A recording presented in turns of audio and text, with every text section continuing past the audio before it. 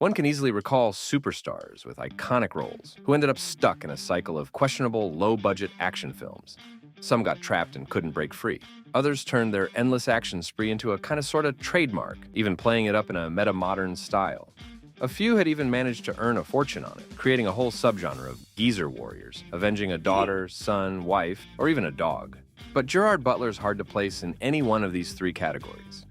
Even though over the last 10 years, almost all Gerard Butler movies were action ones and you'd need plus 10 glasses to find any different kind of role during this period, labeling Butler as just an action star is BS as well, because his earlier roles reveal a pretty broad range, making him somewhat similar to Hugh Jackman in that sense. But unlike Jackman, who's had a role that sustained him for years, allowing him to take on different kinds of projects, Butler doesn't have a character as lucrative. He has some ongoing franchises, but it still doesn't compare to Jackman's Wolverine in terms of recognition and impact, and profits.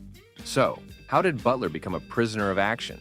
Has he now abandoned attempts to land a different type of role? And above all, why does he continue to star in so many mediocre action films without ever sinking to the level of outright trash? Let's try to unravel this by taking a closer look at Gerard Butler's career.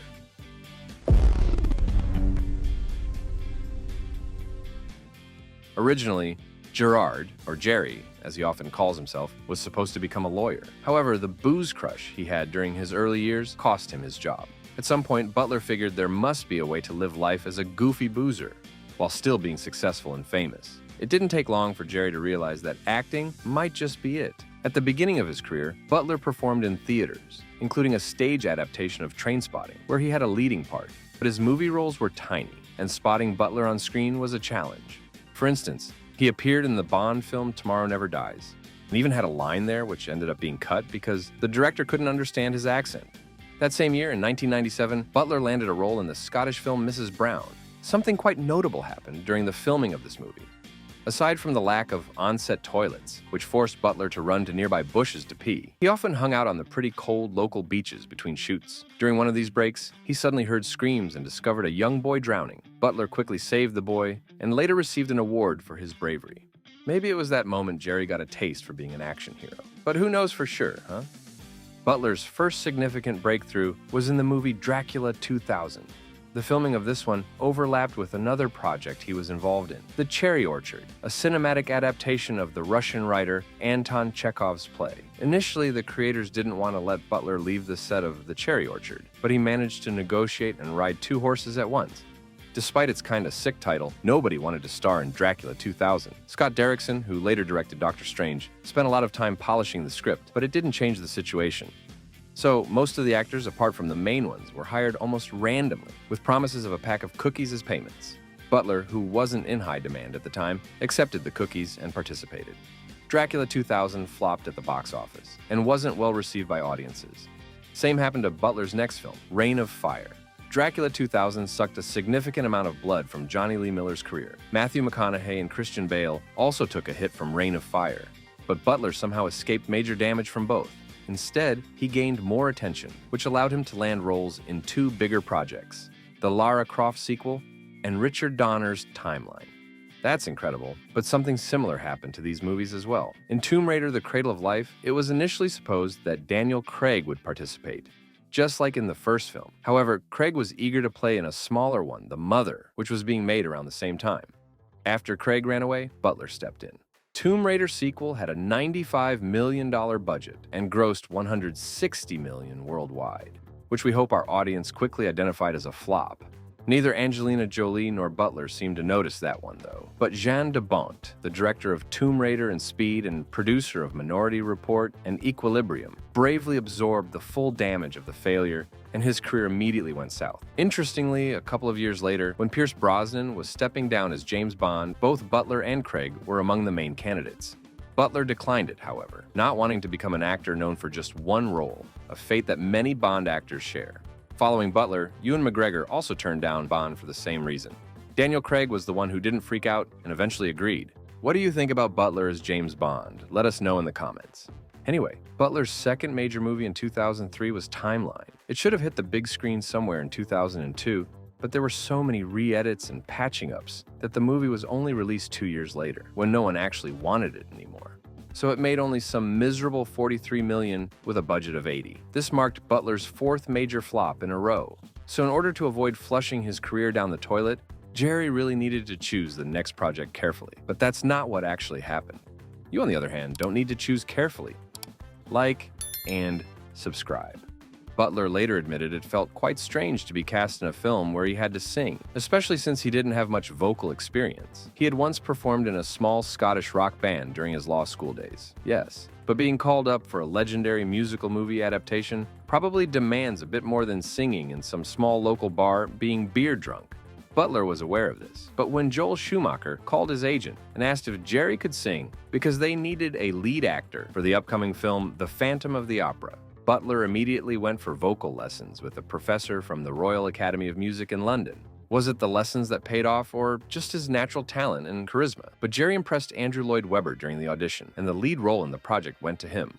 By Butler's own admission, his vocal skills were average at best, but he tried to make up for the lack of those with emotions and sincerity.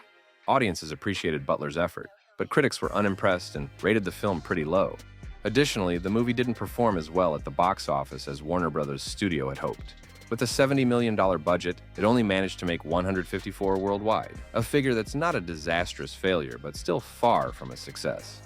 This fail almost instantly finished off the already shaky career of director Joel Schumacher, who had been on thin ice since the flop of Batman and Robin. The career of actress Emmy Rossum also took a hit, and after Poseidon, she disappeared from the spotlight for several years, only making a strong comeback with the success of the TV show Shameless. Was it the mask that hid Butler's face in the movie, or some bizarre karmic pattern? Who knows? But Butler once again managed to avoid the worst of the fallout. However, just in a couple of years and a few more flops, the established pattern was finally broken. When the pre-production of the Project 300 started, Jerry immediately wanted the role of Leonidas. Director Zack Snyder liked the idea, though at first he had planned on casting Brad Pitt. But Brad ran off to embrace Angelina Jolie in Mr. and Mrs. Smith. And after that, Zack figured Butler would do just fine. The next challenge was convincing Warner Bros. Studio, especially since Butler had recently participated in their flopped movie, The Phantom of the Opera. But Jerry is liked by many, as they say in Hollywood. He's the kind of guy everyone thinks is just a good dude and a sweetie. So, after charming the studio execs, he enthusiastically threw himself into preparing for the role of the Spartan king.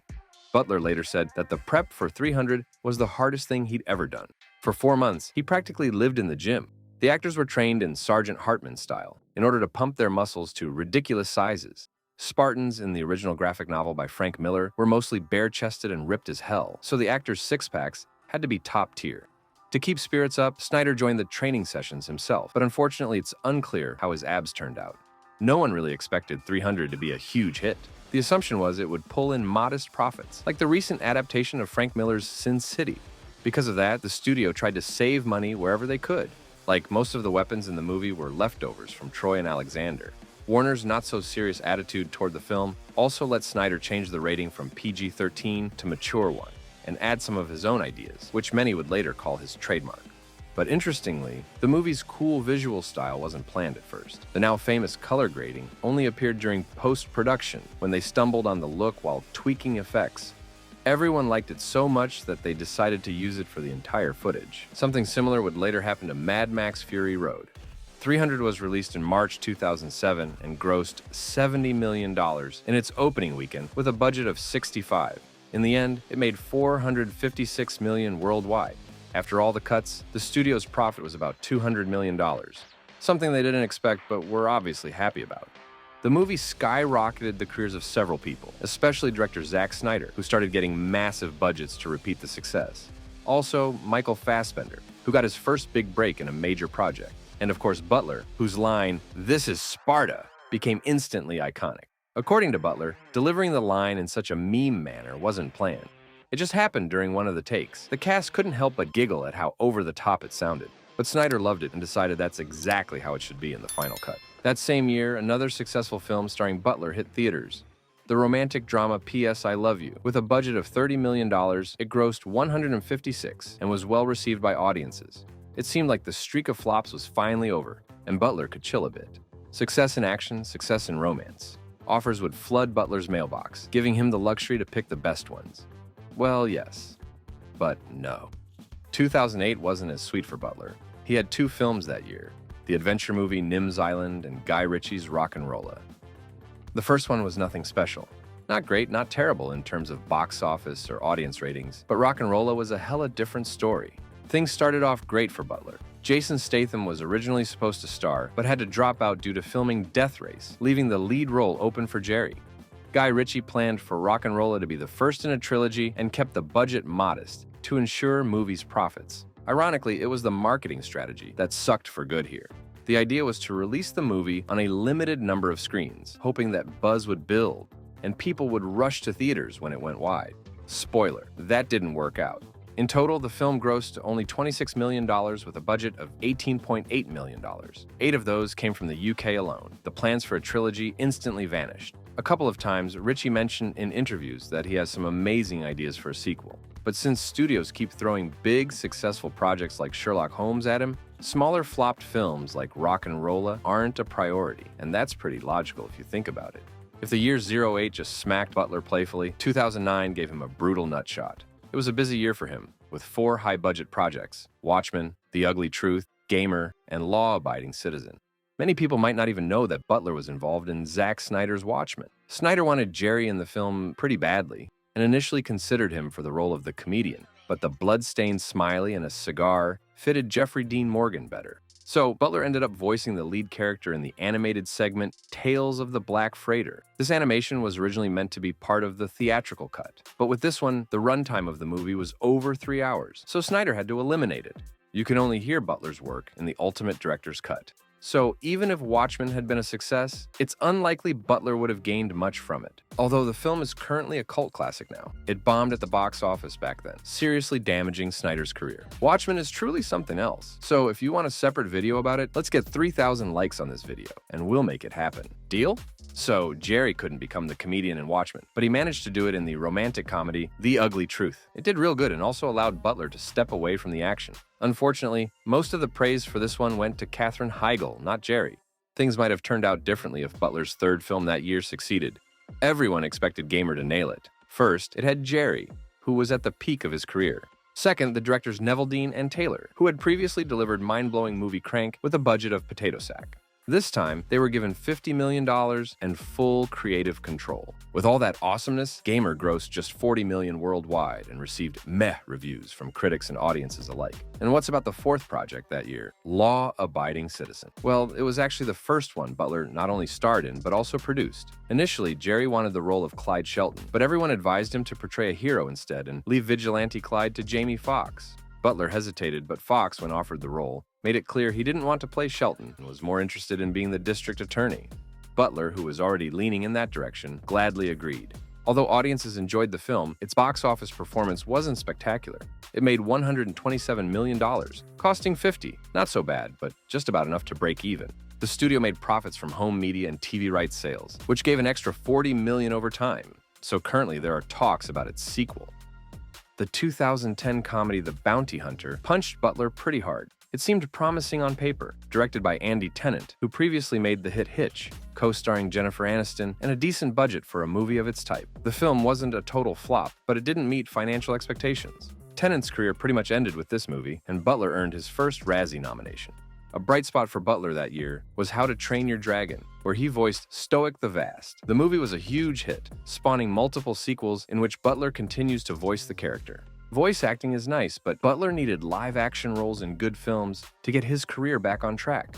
Machine Gun Preacher seemed like it could do it, possibly also charming the critics who were still pissed at Jerry because of The Bounty Hunter. During production, it was even seen as a potential Oscar contender. But when it premiered at the Toronto Film Festival in 2011, critics got pissed even more, and distributors kept their distance. As a result, the film barely hit theaters, earning only $3 million with a budget of $30. In 2012, Butler faced 2 more flops, Playing for Keeps and Chasing Mavericks. On the set of the latter, Butler nearly drowned and landed in hospital, only to later end up in rehab. Interestingly, the alcohol had nothing to do with this rehab adventure, although he was a boozer in his younger days. Butler claims he quit it in the early 2000s, saying that running around the streets drunk and naked is youngsters' business. Instead, Jerry developed a painkiller addiction during the filming of 300, as he kept injuring himself on action sets. There was a rumor around this time that Butler and the director of Law-Abiding Citizen were planning a film adaptation of the video game Kane and Lynch, with Butler set to play Kane and Vin Diesel offered the role of Lynch. However, the project stalled, and nothing has been heard of it since. It seemed like Butler's career was ready to faceplant, but he was saved by the film no one expected much from. Olympus Has Fallen. Even Butler, who also produced the film, didn't expect it to launch an entire franchise. In fact, he admitted that while he found the script amusing, he was almost certain the movie would bomb, leaving everyone laughing at him. But the film made $170 million, having a budget of 70. Not a blockbuster success, but there was a catch. Millennium Films, which produced the movie, followed a kind of smart strategy. They sold the rights to the film in various countries, covering the production budget before the movie even hit theaters. They distributed the film independently only in the US and got solid earnings there, $98 million. Smaller studios often use this strategy to minimize risks. It limits the potential earnings in case of a big hit. Yes, because the profits mostly go to those who bought the rights. But if the film flops, they're good. The film became a franchise which followed a careful strategy and did not inflate the budget. On the contrary, they even reduced it. So for example, in London Has Fallen, the budget was reduced to $60 million. And in the last part of the trilogy, to $40 million, which is almost half of the first film. Having a successful franchise under his belt was awesome, but Butler needed more. Ideally, another franchise. Gods of Egypt had the potential to become one, and it had a similar vibe to 300, the movie that originally made Butler a star.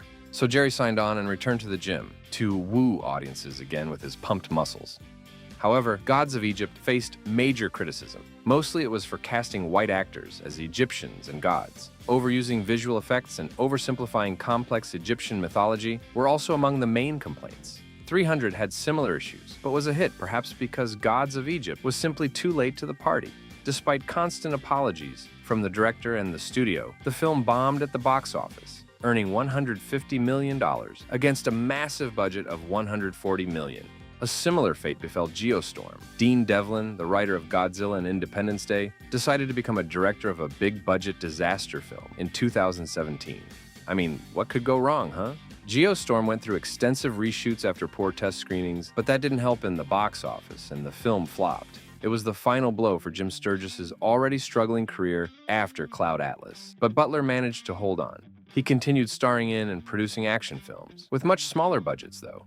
Some of these tanked, like Hunter Killer, but quite a few managed to pay off, and Den of Thieves and Greenland even got sequels. Greenland actually had quite an interesting story. It was truly a movie that suffered because of COVID. Theatrical release in the US was skipped, and the film went straight to HBO and Amazon streaming platforms. But even with all that mess, the movie still earned $52 million with its postponed outside US theatrical release. So the sequel was announced. Over the last decade, Butler has had only 3 non-action roles, voicing How to Train Your Dragon sequels, a part in the small indie film A Family Man, and an attempt to join Lighthouse Keeper's squad with The Vanishing. All his other roles have been tough guys who solve problems with punching someone. Looking at Jerry's recent roles, one can't help but wonder if we'll ever see him in some other setting again. Considering his upcoming projects, there might be a chance. A drama called Hand of Dante is in pre-production, where Jerry will star alongside Al Pacino and Martin Scorsese. Rumor has it that Ridley Scott is also cooking up something with Gerard in the lead role. The comedy All-Star Weekend by Jamie Foxx is also on the way, but still, most of Jerry's upcoming projects are action films. Butler himself claims that he'd love to do something different, but he mostly participates in these types of movies. He says he sees something special in each one and that they're like snowflakes, each so unique and different, and boo on someone who thinks they are just generic action flicks. Well, maybe he's right. His films don't score terribly with audiences and do make some money. Or perhaps it's just Butler's charisma. Audiences love him even in a bad film. And with modest budgets, his fans will always bring enough money for making the next action movie with Jerry in it. So overall, things aren't too bad for Butler. He's got franchises, potential opportunities, and the talent for different roles, like comedies or even musicals. We would personally love to see Jerry in some comedy action with RocknRolla vibes, and Butler just needs a good script and some luck to pull it off. But even if all that fails, Jerry could always follow Liam Neeson's lead and become a geezer warrior, avenging some relatives or trying to remember who the hell he is while shooting suspicious armed dudes. Nothing bad about that. Leave a like if you liked the video and check out other videos on the channel. Thanks for watching, and see you in the next one.